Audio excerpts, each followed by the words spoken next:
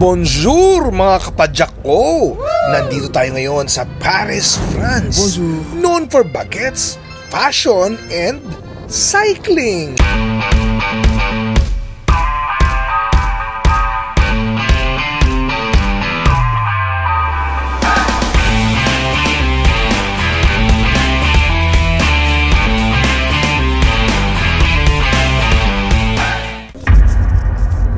Bonjour mga kapadyak ko! Nandito tayo ngayon sa Paris, France. Bonjour. Known for baguettes, fashion, and cycling. Yes, tama kayo. This is your Padyak Abroad correspondent bringing you another exciting cycling adventure. Let's see if Paris is as bike-friendly as it is Instagram-friendly. Shall we? Umpisa pa lang ng padyakan, bumungad na sa akin ang mga naggagandahang mga buildings. Wow. Wala nang tatalo pa sa vibe dito. Grabe, napaisip talaga ako. Parang tinira ng Instagram filter. Wow. Apakaganda. Pero syempre, hindi pwedeng mawala ang challenge dito. Puro roundabout. Para kang nasa merry-go-round. Kailangan talaga ng sharp turn skills dito. Kung hindi, baka mag 360 ka pa bago mo mahanap ang exit. Parang love life mo lang yan. Kung hindi mo alam saan pupunta, iikot-ikot ka lang. So ano nga ba ang cycling situation dito sa Paris? Well, bike-friendly siya pero not without its quirks. Kaya ito ang aking mga do's and don'ts when cycling in the City of Lights. Do use the bike lanes. Paris is surprisingly equipped with so many bike lanes. Maraming lugar dito, halatang mas priority ang bisikleta. Puwera biro, mas malaki pa ang daanan ng bisikleta kesa sa kotse. Di ako magtataka kung mas mabilis mong maiikot ang Paris ng nakabisikleta kesa nakakotse. Pero seryoso, madaming dedicated bike lanes na safe naman. If you don't have your own bike, no problemo. Maraming marerentahan dito. Plus, electric bikes are everywhere. Tipid legs para hindi kayo hingalin sa Montmar. Do explore the iconic spots. Siyempre, nariyan ang Notre Dame, Champs-Élysées. Just imagine you're in the Tour de France pero slower. Way slower. Isa pang must visit sa ating mga siklista itong Jardin du Luxembourg. Super chill place to bike around. Medyo slower pace dito, perfect for leisurely ride. Mag-pretend kayong local while enjoying the greenery. Ito pa ang must, pumadyak along River Seine. Sobrang ganda ng views. Feeling mo nasa painting ka.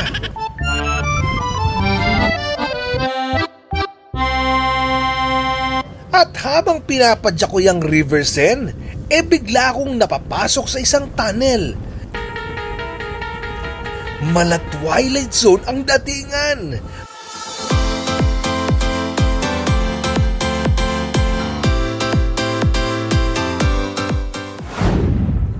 Madilim pero napapalamutian ng mga naggagandahang graffiti. Later on ay napag-alaman kong ito pala yung tinatawag nilang Tunnel des Tuileries. Nasa ilalim ito ng Jardin des Tuileries, parallel sa River Seine. Habang pumapadyak ako dito, parang never ending. Nasa 800 meters din daw ang haba ng tunnel na ito. Grabe yung feeling pag pumasok ka dito, parang secret passage. May mix ng modern at historical vibe. May mga art installation sa loob, mostly contemporary art pieces na nagbibigay buhay sa dingding ng tunnel. Ang cool pa dito, may mga LED lights and murals na dinisplay along the walls, kaya kahit enclosed, hindi siya sobrang dark. Walang mga dumadaang kotse dito, exclusively for pedestrians at cyclists lang. Kaya safe and peaceful yung ride mo. Kalagitnaan ng pagpadyak ko dito, sa gitna ng dilim, nagliwanag ang lahat ng...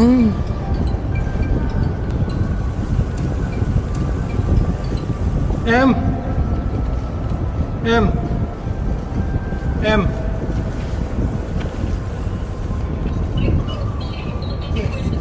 May pinasukan akong tunnel, naliligaw ako. Parang magic. I was lost, but now I'm found. Iba ka talaga, MJ. At syempre, makakaligtaan ko ba?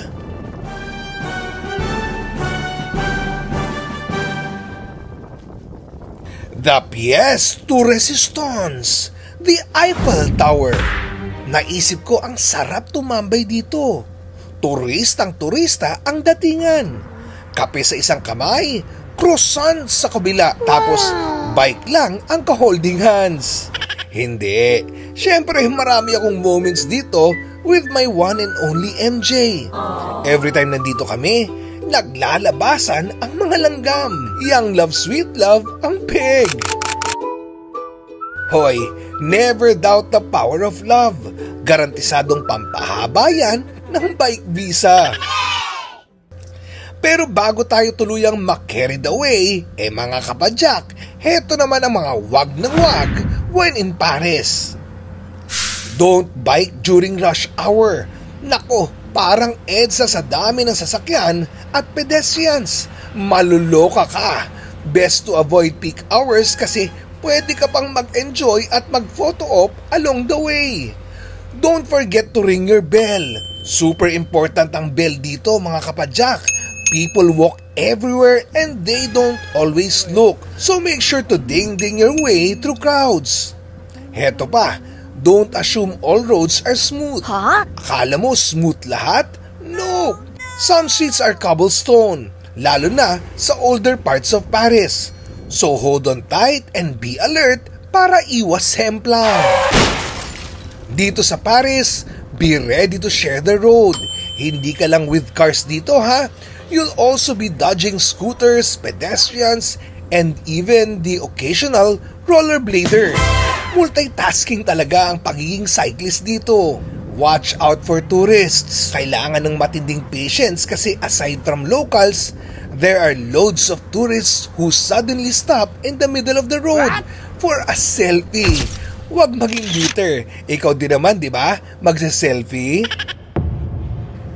Sa aking experience, friendly din naman ang mga kapadyak dito. Tulad nitong si Miss na napagtanungan ko ng direksyon. Maybe along the Seine. Along the... What road? Avenue? You have to Use the app? Follow the road? Yes. Parang game show lang ah. Is it near... what do you call the church? Is it near any church? The church? Yeah. Is it near a church? No. Santa Trinity. It's a church. Santa Trinity. Sa puntong ito, parang nano-nosebleed na ako. Isa lang ang dapat gawin. Oh, I'll just look for it. Sorry to bother you. Nice bike. And sorry. Okay, so long. Bye-bye. Tandaan, cycling in Paris is not just about getting from point A to point B. It's about enjoying the vibe. After a long day of padyakan, don't forget to treat yourself to a French pastry and coffee. Sabay, people watching. Panhalo! So, is Paris bike friendly? Yes! Absolutely! As long as you follow the rules and stay alert. It's an experience you don't wanna miss.